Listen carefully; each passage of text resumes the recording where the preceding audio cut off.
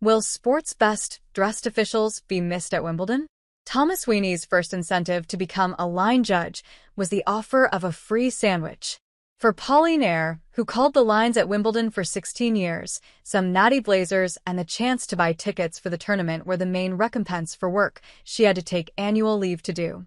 Nowadays, the best officials might earn up to £200 a day plus expenses. But line judging has never been about the money for those who spend hours leaning forward, hands resting on knees, staring intently at a line of chalk to determine in a split second on which side of it the yellow ball has bounced.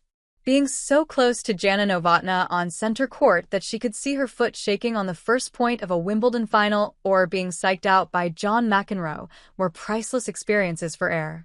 And then there were the outfits. There's nothing quite like walking out onto the iconic grass courts at SW19, wearing the uniform of what many consider the best-dressed officials in all of sport. Małgorzata Gerzeb, chair of the Association of British Tennis Officials, ABTO, told BBC Sport. But times have changed. Next week at Wimbledon, there will be no line judges for the first time in its 148-year history, with electronic line calling being introduced. Players and umpires have already got used to the new setup as it has been at other tournaments for a while, but on the green grass at Wimbledon, where advertising logos are muted and the players are dressed in white, the emptier courts may feel that bit more noticeable. It's all the tradition of Wimbledon, the people and the funny uniforms, and that's a bit of personality that's gone, said Ayre.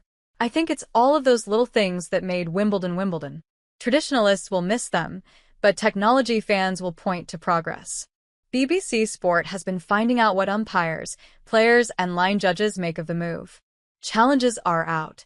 Mr. Djokovic is challenging the call on the right baseline. The ball was called out. There was often a buzz of excitement when the umpire signaled there would be a video replay of a line judge's decision.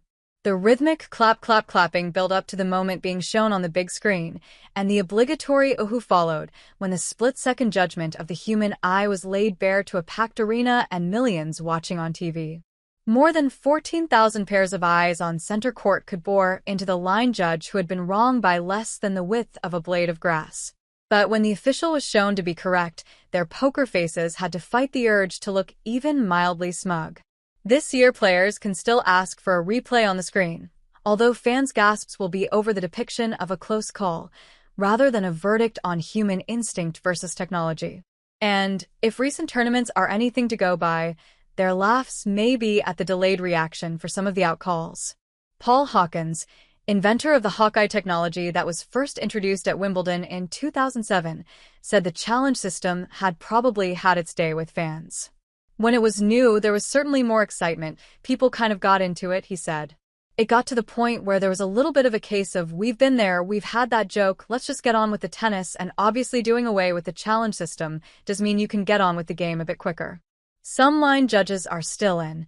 The absence of line judges now gives players fewer people to take out their frustrations on, with Ayre remembering being yelled at by players and being hit by many balls.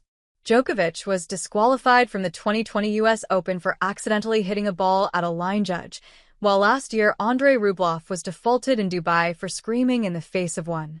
Not all of the 300 line judges who have been cut will be out of work at Wimbledon, with about 80 being used as match assistants who are on hand in case the technology fails, and will also undertake duties such as escorting players who need to leave the court.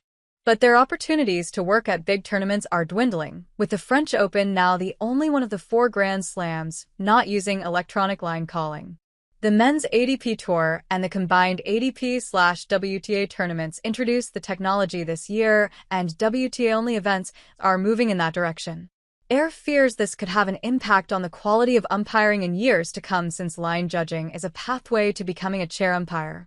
Why would you go to call the lines at Finchley Tennis Club under 12s if you haven't got that carrot of, maybe one day I can get to call lines at Wimbledon? Said Ayre, who called the lines in 12 Wimbledon finals in the 1990s and 2000s, and is now a comedian touring a show about her line judge experiences.